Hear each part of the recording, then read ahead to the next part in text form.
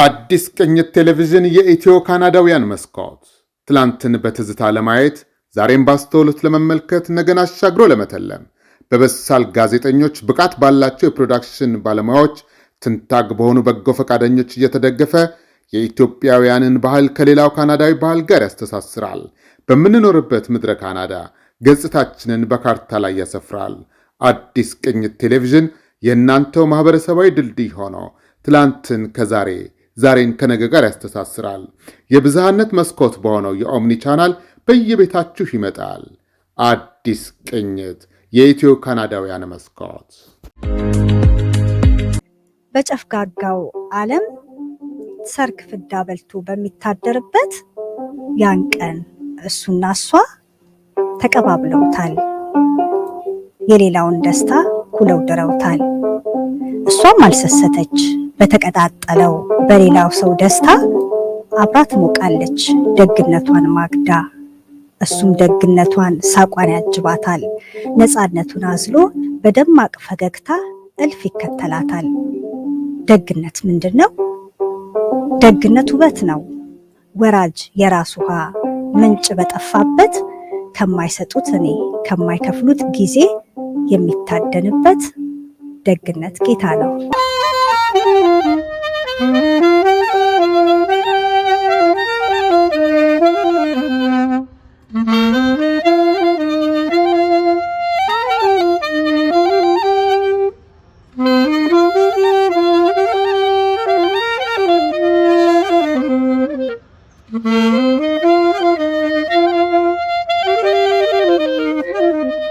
አንድ ነገር ልናገር የምፈልገው Ethiopian and Eritrean kids, if you hear me, you're brilliant.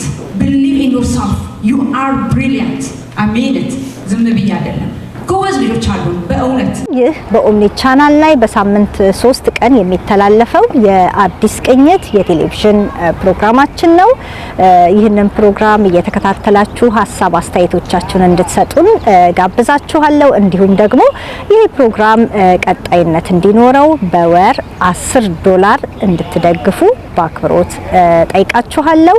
ለዛሬው አብራችሁን እስከ ፕሮግራሙ ፍጻሜ እንድትቆዩ ጋብዛችኋለሁ። እናቴ ዛሬ ቀንሽ ነው። በኔ ትላንት ደክመሽ ጡትሽ አጥብተሽ ላሳደግሽኝ ዛሬ ደስታዬን ላካፍልሽ እፈልጋለሁ። ያንቺም ደስታ ደግሞ ምርቃትሽን መቀበል እፈልጋለሁ።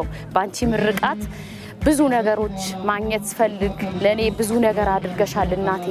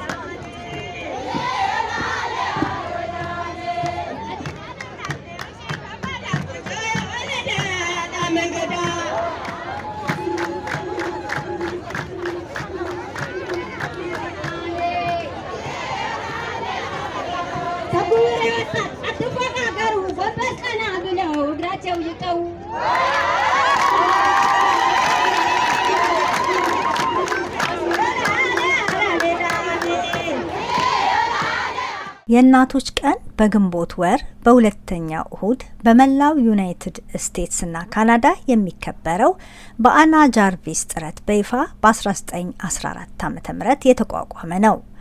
እናቷ አን ሪቭስ ጃርቪስ በ1905 ከሞተች በኋላ እናቶችንና አስተዋጽኦቻቸውን ለማክበር የተወሰነ ቀን ለመፍጠር ያለመታከት ዘመቻ አድርጋለች። የመጀመሪያው ይፋዊ በዓል የተከበረው በ1908 በዌስት ቨርጂኒያ በሚገኝ አንድ ቤተክርስቲያን ሲሆን ሀሳቡም በመላ ሀገሪቱ በፍጥነት ተስፋፍቷል። በ1914 ፕሬዚዳንት ውድሮ ዊልሰን የእናቶችን ቀን እንደ ብሔራዊ በዓል የሚያረጋግጥ አዋጅ ፈርመዋል። ሆኖም በእጅ በተጻፉ ደብዳቤዎችና በግል ምስጋና ላይ ያተኮረ ጸጥ ያለ ከልብ የመነጨ ክብረ በዓል ይሆን ዘንድ የመጀመሪያ ራዕያቸው ቢሆንም ቀኑ በፍጥነት ለንግዱ አለ። በ1920ዎቹ የአበባ ሻጮች የጣፋጭ ምግቦችና የካርድ ኩባንያዎች ወደ ትልቅ የችርቻሮ ዝግጅቶች ቀይረውታል። ይህም ጃርቪስ የፈጠረችውን በዓል በይፋ እንድትቃወም ትርጉሙን ለመመለስ ተቃውሞዎችን እና ሕጋዊ እርምጃዎችን እንድትወስድ አድርጓታል። በሰሜን አሜሪካ በይፋ እውቅና ከማግኘቱ ከረጅም ጊዜ በፊት እናቶችን የማክበር ወጎች በዓለም ዙሪያ በተለያዩ ቅርጾች ነበሩ። በ17ኛው ክፍለ ዘመን እንግሊዝ የእናትነት እሁድ የተባለው ክብረ በዓል ሰዎች ወደ እናት ቤተክርስቲያናቸው እንዲመለሱ ጋብዟቸዋል። ይህም ሃይማኖታዊ ስርዓትን ከቤተሰብ ጋር በማዋሃድ ነው። በኢትዮጵያም የእናትነት በዓል በተለያዩ ብሔሮች ዘንድ ይከበራል። ለምሳሌ በጉራጌ ማህበረሰብ ዘንድ የሚከበረው አንትሮሽት የእናቶች ቀን አንዱ ነው። በጥልቅና ስር የሰደደ እምነት ላይ ተመስርቶ በአደባባይ የሚካሄድ የባህል ፌስቲቫል የሚከበር ሲሆን ይህም በዝናባማ ወቅት መጨረሻ ላይ ይካሄዳል። ከተወሰነው የግንቦት በዓል በተለየ መልኩ አንትሮሽት ከተፈጥሯዊው የቀን መቁጠሪያ ጋር የተሳሰረ ሲሆን ቤተሰቦች እንደገና የሚገናኙበት፣ ባህላዊ ምግቦችን የሚያዘጋጁበትና በሙዚቃ በታሪክ አተራረክና በዳንስ የሚሳተፉበት ከዚያም አንድነትንና ምስጋናን የሚያመለክት የጋራ ድግስ ያዘጋጃሉ። በዲያስፖራ ውስጥ ባሉ ኢትዮጵያውያን መካከል በሰሜን አሜሪካ፣ በአውሮፓ ወይም በሌላ ቦታ አንትሮሽትና የምዕራባውያን አይነት እናቶች ቀን ብዙውን ጊዜ ይከበራሉ። ይህ የባህላዊ ውህደት ሁለት ባህላዊ ማንነትን ያንጸባርቃል። ቤተሰቦች በግንቦት ወር በካርዶች እና በስጦታዎች ሊያከብሩ ይችላሉ። የአንትሮሽትን እና መሰል በባህል ቅርጽ የበለጸጉ ልምዶችን እየጠበቁ እናቶችን ማክበር በትውልዶች ውስጥ ባህላዊ ትርጉም ያለው ሆኖ እንዲቆይ ያደርጋል።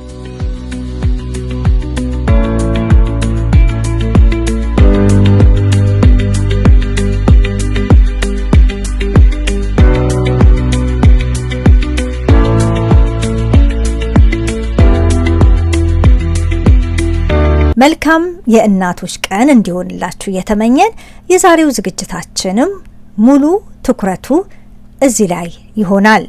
መልካም ቆይታ። አንድ ነገር ልናገር የምፈልገው Ethiopian and Eritrean kids, if you hear me, you're brilliant. Believe in yourself. You are brilliant. I mean it. ዝም ብዬ አይደለም። ጎበዝ ልጆች አሉ በእውነት። ነገር ግን የምናሳድግበት አገር በጣም ከተለያየ ካልቸር ካላቸው ልጆች ጋር በጣም ኮምፓቲቲቭ የሆነ አገር ላይ እኔ በልጆቼ ትምህርት ቤት አዘ ብላክ ኢኩዊቲ ኮሚቴ የሚባል አለ። በዛ እንግዲህ ጆርጅ ፍሎይድ ከሞተ በኋላ ብዙ ትምህርት ቤቶች እንደዚህ አይነት ነገሮችን ያዘጋጃሉና በዛ ውስጥም በኮሚቴ ውስጥ እሰራለሁ። በእውነት በሌሎች ኮሚኒቲዎች በኤዥያን እና በሌሎች ኮሚኒቲዎች የማየውና በእኛ ላይ የማላየው አንዳንድ ነገሮች አሉ። ጎበዞች ሆነን ሳለን እኛ እንዳትረሱ የመጣንበት አገር ገበሬ ወይንም ደግሞ እርሻ የምታርስ እናት፣ ምንም ያልተማረች እናት ግን ልጆቿን በትምህርት ኢንስፓየር የምታደርግ ኢትዮጵያዊ ኤርትራዊ በቀደም ጋዜጠኛ ሲለኝ ነበረ። ድሮ መጥተው ትምህርት ተምረው ቅሩ ሲባሉ እንኳን አገራችን ነው የምንመለስ የሚሉ የኤዱኬሽን ቫልዩ ያላት አገር ነው የመጣ ነው። ስለዚህ ልጆቻችን ብሪሊያንት ናቸው፣ እውቀቱ ችሎታው አላቸው። በጣም የሚደንቅህ ነገር አብረውኝ የሚሰሩ ልጆች እኔ እንደማምነው ባህሬ ኮንስታንት ነው። ብዙ ነገር ውስጤ ሸክም ሊበዛብኝ ይችላል። አት ዋን ታይም ቢል መክፈል የማልችልበት ታይም የደረስኩበት ጊዜ ሁሉ ነበረ። እዳ በጣም የበዛብኝ ጊዜም ነበረ። ያን ሁሉ ነገር ግን እኔ አምጥቼ አብረውኝ የሚሰሩ እህቶችና ወንድሞቼ ጋር they are my family. I don't dump on them because እኔ ነኝ ይሄንን ሪስፖንሲቢሊቲ ወስዳለሁ። ይሄንን ቢዝነስ ራን የሚያደርግ ሾልደር እግዚአብሔር ሰጥቶኛል፣ እሸከመዋለሁ ብዬ ይሄንን ሬስቶራንት የከፈትኩት እኔ ነኝ አይደለም። እነኚህ ልጆች እኔ ጋር ሊሰሩ መጥተዋል። ችግሩን እነሱ ሴንስ ሊያደርጉት ይችሉ ይሆናል።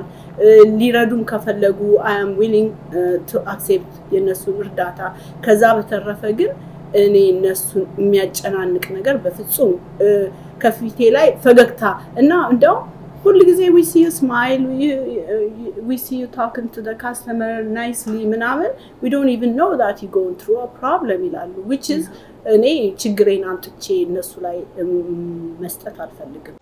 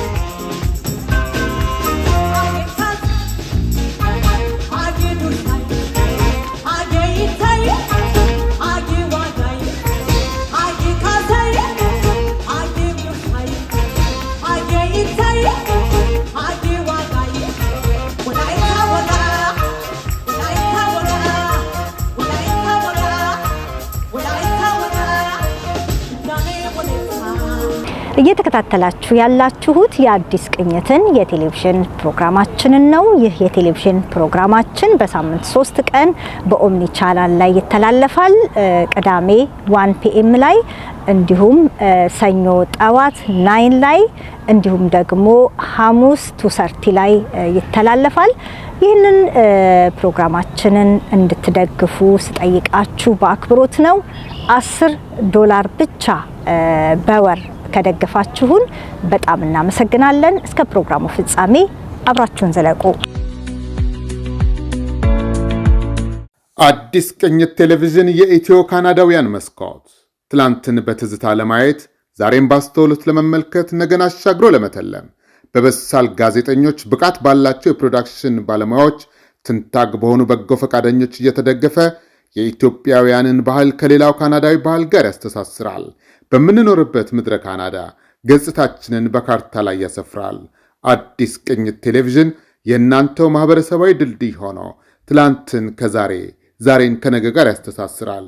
የብዝሃነት መስኮት በሆነው የኦምኒ ቻናል በየቤታችሁ ይመጣል።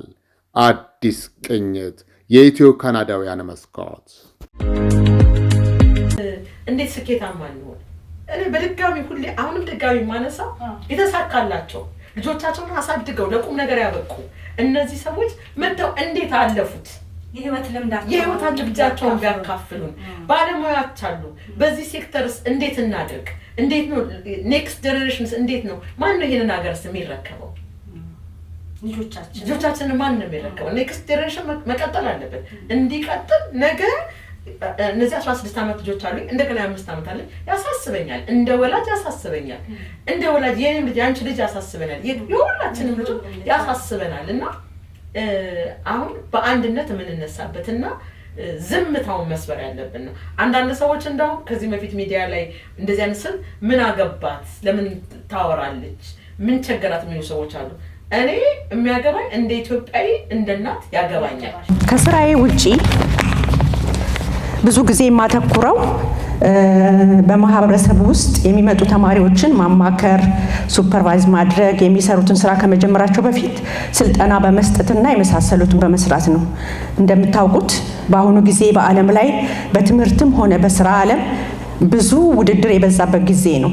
ስለዚህ ልጆቻችን ይህን ጉዳይ በደንብ አጢነው ከዓለም ጋር እንደሚወዳደሩ አውቀው እንዲታገዙ መንገዱን ማሳየት ያለብን እኛ ወላጆችና አጠቃላይ ማህበረሰቡ በመተባበር ነው ብዬ አስባለሁ። ሴት በመሆንሽ የልጆች አሉ፣ ልጆች ደግሞ ወንዶች ልጅ ሁለቱም ልጆቼ ወንዶች ናቸው። ስለዚህ አይ ቲንክ ህፃን እያሉ የተሻለ ነበር። አሁን እያደጉ ሲሄዱ ሞር የበለጠ ቻሌንጂንግ ነው። በዛ ላይ ሶሳይቲው ደግሞ እንግዲህ ያው ጥቁር ልጆች ላይ ትንሽ ጫና አለው። ስለዚህ አይ ቲንክ አሁን ሳስበው ላይክ ያው ተርም እንግዲህ ማስተዋጽኦ ማድረግ ያለብሽን አስተዋጽኦ አድርግ ያለውን ግን የህይወቴ ደግሞ ትንሽ ወደዛ ያዘነበለ ስላለ ያው ተርም ከቀጠልኩኝ በኋላ ይሄን ከጨረስኩኝ በኋላ አይ ሆፕ የሚቀጥሉ የሚመጣው ሰው ላይክ አለ አይደል ይሄንን ማስቀጠል የሚችል አለ ይሄንን እዚህ ቦታ ላይ የደረሰውን ከዛ ሌላ እርምጃ የሚወስደው ሰው ቢሆን በጣም ደስተኛ ነኝ።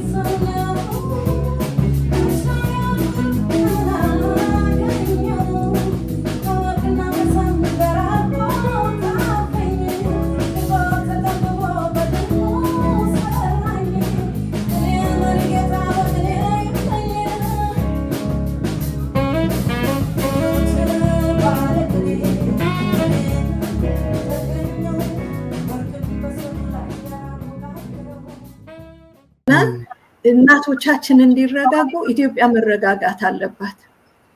እናቶቻችን ተኝተው እንዲያድሩ ኢትዮጵያ ተኝታ ማደር አለባት።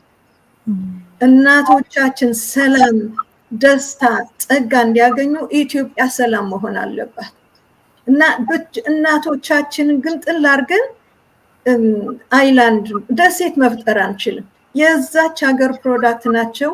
የዛችን ሀገር ደስታና ሰቆቃ ተካፋይ ናቸው እና የእናቶችን ደህንነት የእናቶችን ደስታ ስናይ ከሀገሪቱ ጋር የተያያዘ ነው እና እንትናችን እይታችንን ሰፋ አድርገን ሀገሪቱን እንዴት ነው ማረጋጋት የምንችለው? እኛ ራሳችን ዳያስፖራዎች እዛ ሆነን መሞት ይሻለናል ወይስ እዚህ ወጥተን መርዳት ይሻላል? ለእናቶቻችን ስንል የትኛው ነው የሚሻለው? እና እርግጥ እዚህ ሆኜ እኔ ማማረጥ ለኔ ቀላል ነው። እዛ ላሉት ግን ምናልባት ያላቸው ቾይስ አንድ ሊሆን ይችላል። ግን እኔ ግን የእናቶች ደስታና የእናቶች ሁኔታ ከኢትዮጵያ ሁኔታ ጋር ነው የማያይዘው።